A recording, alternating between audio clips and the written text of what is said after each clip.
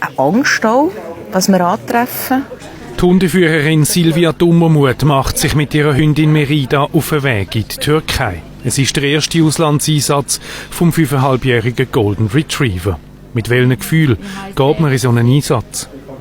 Mit sehr viel Hoffnung, dass wir etwas bewirken können.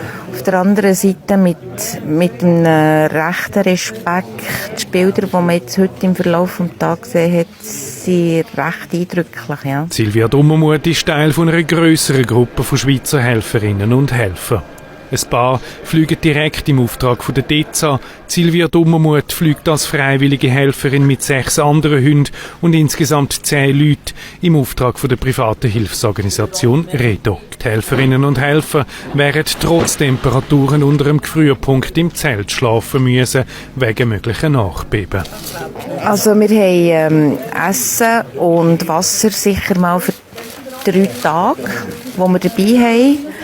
Wir haben Schlafsäcke, wir haben Mätteli zum drauf schlafen. Und viel Hoffnung.